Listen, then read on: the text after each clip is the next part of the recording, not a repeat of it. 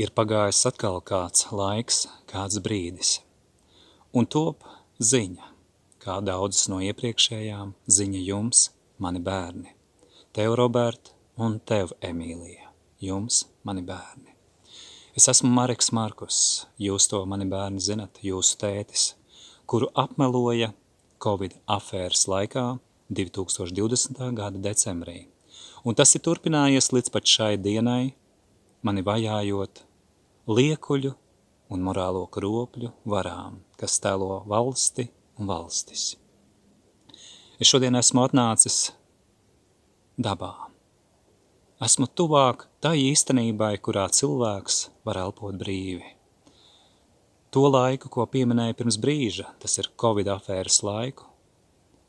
Tas bija to dienu, to periodu, to notikumu laiks, kurā cilvēkiem liedz elpot brīvi. Un es jūsu tētis teicu tiešā valodā, kā arī agrāk to darīju.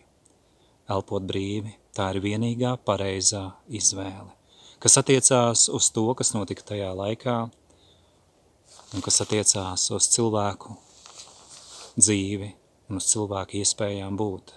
Nav iespējams būt, kaitējot sev un citiem. Kas tad paliek pāri no cilvēka, kas veic pret sevi un citiem sadistiskas darbības, tā kā to darīja šie te uzpurnēni. Viņi zaudēja empātiju un sirdsapziņu ne tikai tajā brīdī, kad nodeva katrs sevi un arī citus. Viņi ieguldīja savā dzīvē tādu ieguldījumu, kas viņus turpinājumā padarīja par vēl lielākiem lupatām un vārguļiem, par gļēvuļiem un liekuļiem, kas turpina iesaistīties dažādos varmāku varu projektos. Es jūsu tētis tajā nepiedalījos. Es tam pretojos. Es neļauju ne tikai sev un jums, mani bērni, uzspiest šo varmāku politiku, bet arī tiešā valodā pateicu, ka tas ir sadisms, tas ir ļaunums, tas ir sātanisms, jeb citiem vārdiem sakot, tas, kas tiek darīts pret cilvēkiem, ir noziegums un noziegumi, kurā piedalījās daudzi. Kā jau teicu, daudzi valsts tēlotāji. Kopš tā brīža, kad jūs tikāt mani bērni nolaupīti, kopš tā laika, kad pret mani safabricēja lietu un mani apmeloja, par manu vainu pasludinot to, ka es elpoju brīvi un ar to it kā apdraudu citus cilvēkus, arī jūs, mani bērni, un kopš tā laika, kad to pat pasludināja par fizisko vardarbību, ka es elpoju brīvi, es esmu turpinājis jūs meklēt. Es esmu turpinājis jūs uzrunāt dažādos veidos, dažādās vietnēs. Un tagad, 2026. gada marta 2. pusē, kad top šī ziņa, es uzrunāju jūs, mani bērni, arvien meklēdams, ilgodamies pēc jums. Šodien man bija saruna ar Valmieras policiju. Notika tā, pateikšu ar mazu atkāpīti, ka es satiku pirms nedaudz dienām, pastaigājoties Valmieras pusē, tuvāk dabai, satiku kādu sporta laika paziņu, ar kuru tolaik mums abiem spēlējot dažādās komandās, sacentāmies futbolā. Un viņa vārds bija Kaspars, cik es atceros, viņš bija vārdsargs, policistu komandā.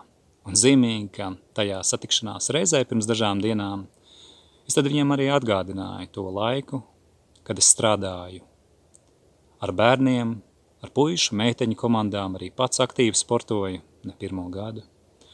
Un viņš jau to labi zina. Un es viņam saku, lūk, kā ir sanācis, kā dzīve ir sagrozījusies. Kāpēc tam, kad es darbojos daudzu gadu garumā ar bērniem, manis paša bērni ir nolaupīti. Kad viņš man jautāja, kas tad īsti ir noticis, es viņam pastāstīju, kā tika safabricēta lieta pret mani un kā jūs, mani bērni, tikāt slēpti, un tas notiek ar vienu. Pieminēja to, ka tiek vajāti cilvēki, kas runā tieši valodu, un to dara tā saucamās valstis un sistēmas tajās. To piedzīvo mani bērni, arī jūsu tētis, tātad es to piedzīvoju. Un, kad es viņiem šo stāstīju, es pieminēju arī tādu notikumu kontekstu, kā tas, kas notiek Amerikā un citiet pasaulē, kad nu pat atkārtot ir izgaismojušies tie notikumi, ka ļoti daudz cilvēki daudz gadu garumā ir cietuši no cilvēku tirdzniecības varām, jeb pedofilu varām. Un es teicu, ka šī pati problemātika ir ne tikai Amerikā, bet arī Latvijā. Tad es viņam jautāju, kā tu domā, Kaspar, kāpēc ir tā, kas attiecās uz lielajiem pēdiņās, Trumpu un pārējiem iesaistītajiem, ka viņus neaiztiek? Ja to darītu kāds mazāks, tad gan liela dūša būtu valsts tēlotājiem un viņi ķertos klāt un notiktu lielas darbības. Ir pašsaprotami, ka šādas darbības taču ir jāveic pret jebkuru, kas dara noziegumus.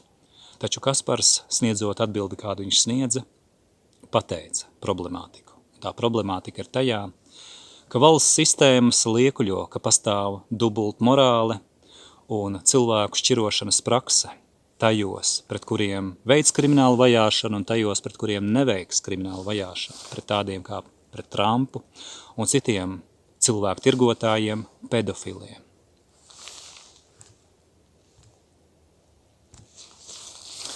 Jā, mani bērni, mēs dzīvojam tādā pasaulē, kur liekulība pastāv. Es jūs teicu, esmu izgājis cauri tam, ka daudzkārt arī daži, pat vairāk kā daži liekuļi ir centušies pielīst arī man, tēlodami, ka viņi līdzi jūt jums, mani bērni, un arī man. Taču arī viņiem citam pēc cita maskas krīt. Es to esmu pamanījis, un arī jūs, mani bērni, mudinu. Domāt ar savu galvu un pamanīt, kas ir cilvēki, un atpazīt, kas ir necilvēki. Jums ir sava sirdsapziņa, sajūtiet to, un ziniet, ka es jūs tētis jūs meklēju, un jūs ļoti mīlu. Es ierunāšu kādu ziņu jau kādā nākamajā reizē. Jūs zinat, mani bērni, jūs zinat patiesību. Tā ir jūsu sirdsapziņā. Sajūtiet to. Ar labu dienu. Un uz tikšanos. Uz tikšanos. Uz tikšanos.